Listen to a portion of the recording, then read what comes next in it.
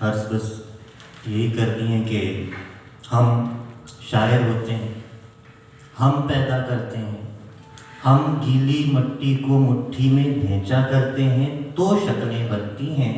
ہم ان کی چونچیں کھول کے سانسیں پھونکا کرتے ہیں۔ جو مٹی تھے وہ چھو لینے سے طائر ہوتے ہیں، ہم شاعر ہوتے ہیں۔ اور خدا بند تعالیٰ جس کو یہ قوت دیتا ہے کہ وہ مٹی کو چھو کے پرندہ بنا دے، اس کو دراصل اللہ میاں ادراک دیتے ہیں، فرق دیتے ہیں، یہ نالج دیتے ہیں کہ وہ اس مٹی کو پہچان سکے جس میں پرندہ بننے کی سکت ہے، ورنہ اڑتی تو خاک بھی، گرد بھی، رنگ بھی اڑ جاتے ہیں۔ یہ تمام وہ رنگ نہیں ہیں جو اڑ جائیں، جو غائب ہو جائیں، یہ تمام رہنے والے رنگ ہیں۔ ان تمام سے عارف شفیق صاحب سے خاص طور پہ ان سے کیونکہ میری ذہنی وابستگی بہت زیادہ رہی ہے، بچپن سے کمرے میں جو کتابیں موجود تھیں ان میں کتاب ہواؤں کا رخ بدل دوں گا موجود تھی۔ اب تک ان میں موجود اشعار جو ہیں وہ میرے لیے کمپاس کا کام کرتے رہے ہیں، صحیح ڈائریکشنز مجھے بتاتے رہے ہیں۔ لکھنے سے پہلے کہیں سینے میں بازگشت آتی ہے کہ جھوٹے لفظوں کی جادوگری چھوڑ دے، سیدھے رستے پہ آ گمرہی چھوڑ دے، تاج شاہی سے مرعوب مت کر مجھے۔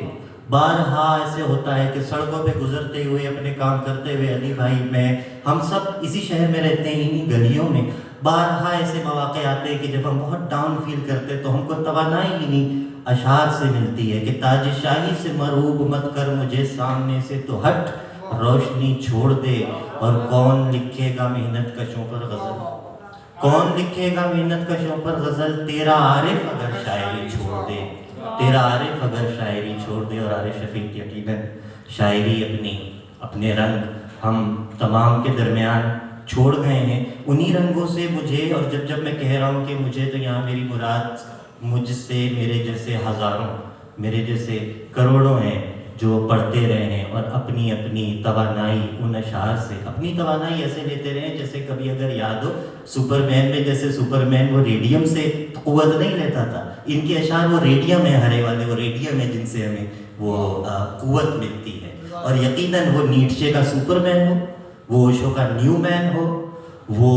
اقبال کا مرد مومن ہو، یہ سب انسان کو اپ گریڈ کرنے کی باتیں ہیں۔ انسان اپ گریڈ اپنی ویلیوز سے ہوگا، یہ ویلیوز ڈیولپ کر کے، ان ویلیوز کو پوائنٹ آؤٹ کر کے، انڈر لائن کر کے، یہی لوگ ہمارے درمیان سے گئے ہیں۔ انہی لوگوں کے درمیان سے، انہی لوگوں کی توانائیوں سے ہماری آنے والی نسلیں، آنے والے لوگ جو ہیں وہ اپنی قوتیں لیتے ہیں۔ جب وہ اس کتاب میں، یعنی کہ میں جب بتا رہا ہوں کہ بچپن سے میں نے کمرے میں وہ کتاب دیکھی، تو ایک 13-14 سال کا لڑکا جب وہ کتاب کھولتا ہے یا وہ پڑھتا ہے اور اس میں شعر لکھتا ہے علی بھائی آپ کے لیے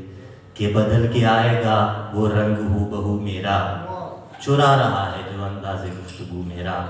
تو ایک توانائی ان تمام اشعار سے، ان تمام چیزوں سے ملتی ہے۔ اس کے علاوہ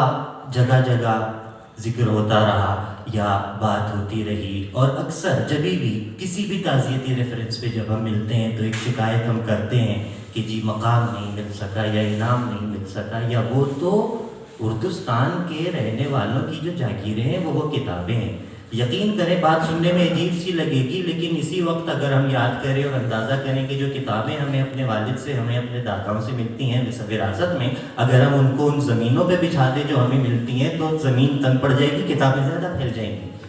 ہمارے ڈرائنگ روموں میں اتنی کتابیں، ہمارے گھروں میں اتنی کتابیں کہ ہماری زمینیں تنگ پڑ جاتی ہیں، ہماری کتابیں زیادہ پھیل جاتی ہیں۔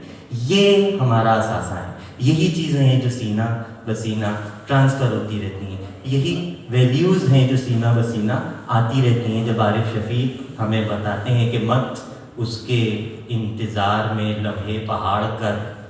شب ہو گئی ہے بند مکاں کے کواڑ کر، اس مفلسی میں بھی اسے عزت عزیز ہے، منہ پر تیرے مارے گی وہ نوٹوں کو پھاڑ۔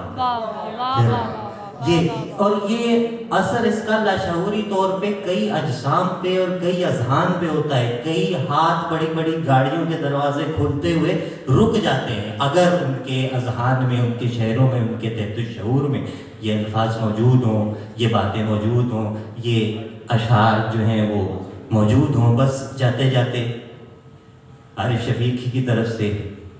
दो तीन अशार उनके के दस्ते हालात में खंजर के सिवा कुछ न मिला। वाह वाह दस्ते हालात में खंजर के सिवा कुछ न मिला, खून रुलाते हुए मंजर के सिवा कुछ न मिला, खून रुलाते हुए मंजर के सिवा कुछ न मिला। लोग आए तो मेरे सच की पजीराई को, लोग आए तो मेरे सच की पजीराई को, ये अलग बात के पत्थर के सिवा कुछ न मिला। वाह वाह वाह लोग आए तो मेरे सच की पजीराई को, ये अलग बात के पत्थर के सिवा कुछ न मिला। अपने अजदाद के विरसे में नई नस्लों को खून रुलाते हुए मंजर के सिवा कुछ न मिला। वाह वाह अपने अजदाद के विरसे में नई नस्लों को खून रुलाते हुए मंजर के सिवा कुछ न मिला। जंग के बाद हंसी शहर के मलबे पे उदास, जंग के बाद हंसी शहर के मलबे पे उदास, एक जख्मी से कबूतर के सिवा कुछ न मिला। बस जी दुआओं की इल्तिमास।